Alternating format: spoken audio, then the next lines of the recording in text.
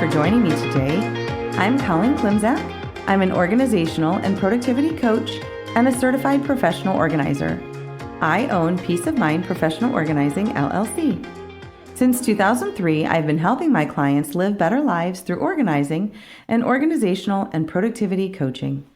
I support my clients and my community with coaching, in-person and virtual organizing, my weekly podcast called Your Organized Life with Colleen Klimczak, a free weekly virtual productivity session called Finish Line Friday, a free weekly email newsletter, and regular content on Facebook and Instagram. I also offer presentations and professional development to groups and companies. And coming soon, I'll be launching my membership circle to support my community with even more coaching and productivity content. Want to finish strong this week? Join me for Finish Line Friday every Friday morning at 9 a.m. Central for a 2-hour productivity session.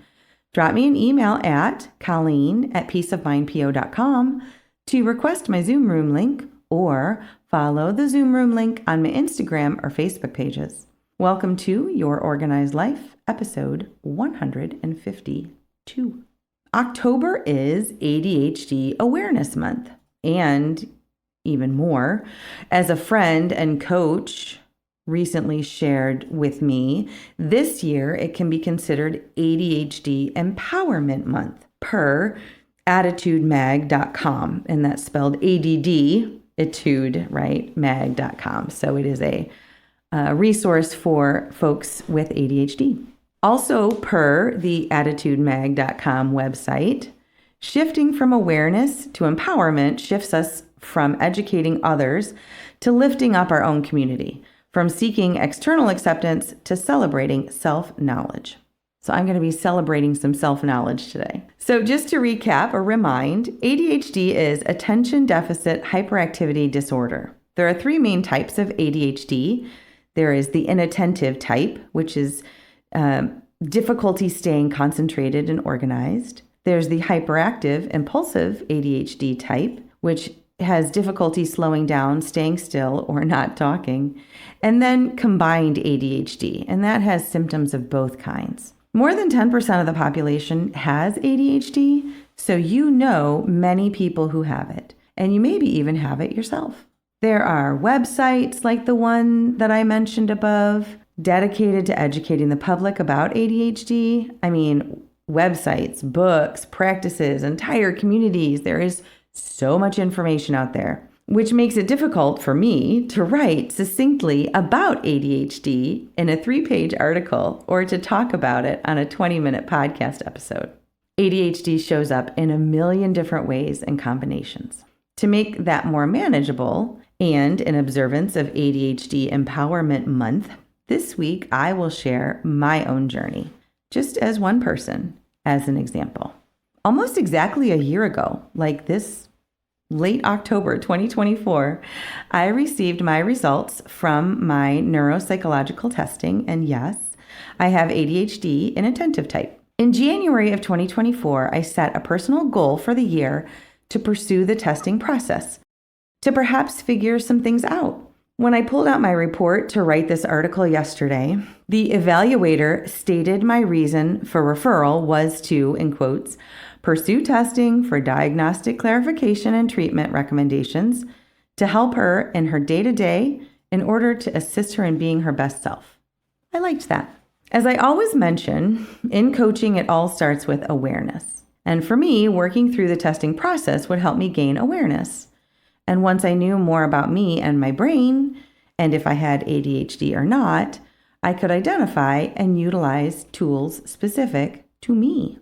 As a coach and a certified professional organizer, I have certifications and specialized training to work with clients with ADHD, and I have years of experience of working with people with ADHD, officially diagnosed or not.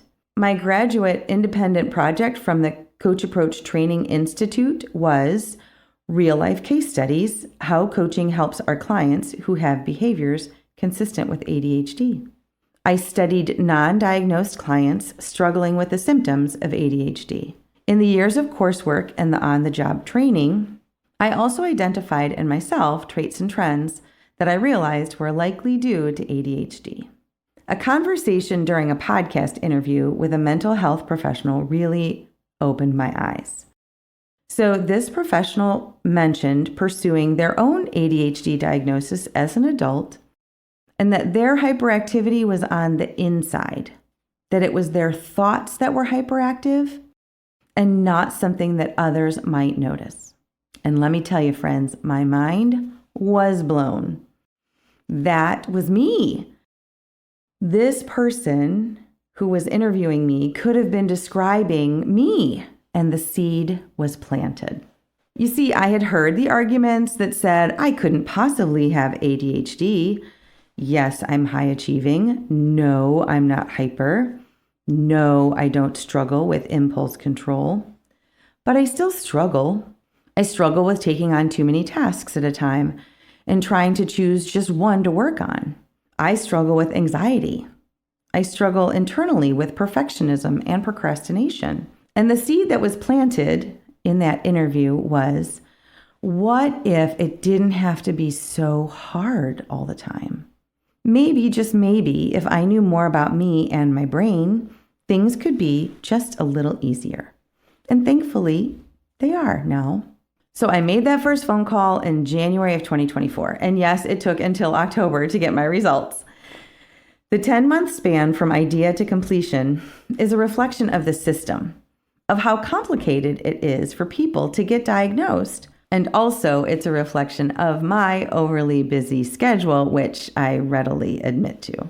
So the system is complicated because there aren't that many practices or practitioners that can complete the full neuropsych evaluation required for diagnosis. The process can be time-consuming and costly, and it's not always covered by insurance. And for me, I'm an adult and I wasn't in crisis. The available appointments, obviously, should go to school-age students first. I would not have wanted to take an available appointment and fill that with me and take it away from a school-age student struggling in school and in life who needed to gain their own insight for themselves or their parents or their school district. So here's a fact. ADHD tends to run in families. A challenge some families have is that if a student is having trouble in school that may be caused by ADHD and requires a diagnosis, it's also likely that they have a parent who is also challenged with ADHD. And having ADHD makes it difficult to perform the tasks that are required to pursue the diagnosis for ourselves and for our children. People with ADHD struggle with executive functioning skills, among other things. Executive function is a set of cognitive skills that help us to plan, monitor, and execute our goals. And that definition is from psychologytoday.com. So those skills, there's 12 of them, generally accepted. They are planning, time management, metacognition, which is being aware of your own learning about what you know and you don't know, self-control or self-regulation, working memory, attention, organization, task initiation, perseverance, sustained effort, flexibility, and stress tolerance. And as stated above, students with ADHD may have a parent with ADHD, and an adult with ADHD navigating the testing process for themselves or their children may struggle since they don't possess the executive functioning skills needed to succeed. Imagine having to research the available resources and making and following through on appointments and completion of paperwork and submission of forms. I mean, that's hard on any given day, especially if you lack those skills. So back to me. I am a child of the 70s, and that's all I'm going to say age-wise. ADHD was finally recognized as a disorder in the 60s, and the current name was coined in 1980, which means the diagnosis was not common when I was a child, especially not the inattentive type that we know about now. I mean, every classroom had those energetic students, typically boys, who had a hard time focusing and often got into trouble for acting out or being hyper. You know, those behaviors are easy to see. And there weren't outward behaviors for me, like so many people diagnosed with ADHD, especially as an adult. I was a good student. I followed directions. I was a talker. I know, I still am. But I could control my impulses. There was a gap between my academic testing scores, which were really high, and my GPA. I was a solid B student, which is also common among people with ADHD. But really, that didn't cause anyone any alarm. I also was involved in many activities and had a job and many responsibilities. So maybe that was why. In addition, some of the strengths that come along with ADHD, like a nimble mind, or the ability to switch quickly from task to task, or a deep empathy and ability to read a room because we with ADHD are hyper aware of details in other people that go unnoticed by people without ADHD. And all of those strengths, and yes, there are strengths, also make it difficult to recognize when an undiagnosed person with ADHD is struggling. Statistically, ADHD is underdiagnosed in women because we are more likely to have the inattentive type, which again often goes unnoticed. And ADHD is underdiagnosed in all adults because we didn't know there was a problem when we were kids and we were just expected to figure things out over time. So in this ADHD Empowerment Month, I wanted to share my experience in hopes that they might empower someone else to pursue awareness for themselves or for a family member. Since I'm sharing my experiences, the executive functioning skills I am working on are attention, task initiation, flexibility, and, unexpectedly, stress tolerance and self-regulation. I say unexpectedly because I actually think I'm pretty good at those things, but I often ignore or suppress my own regulation cues at the expense of my well-being in the interest of helping other people. I also have a tendency to spend my social battery without replenishing it, and that's also a trait of people with ADHD. And then I also spend a lot of time and energy on masking. So some people with ADHD, autism, and other brain-based conditions learn to cover up our behaviors or mask because we realize that some of our behaviors are not societally or culturally acceptable. For example, a child in a second grade classroom can learn to push down their impulsive behavior for fear of punishment or ridicule, but the impulses are still there. And so that student is still struggling. We just might not see it. Masking can be exhausting, and it can also leave us feeling not like ourselves. And another challenge I find is with the name ADHD itself. Attention deficit is not my problem. Actually, I, and so many of us with ADHD, are paying attention to everything all the time. And I have a ridiculous capacity for focus sometimes. So, to complete the process for you, in the report I received and discussed with my evaluator, I received a number of recommendations. Some were simplistic, and I'm sure they were the ones that they suggest to every person who goes through this process. And so many of those strategies I already use. For example, list making, using a daily planner, setting goals, having an organized living space, which made me laugh, like, have we met?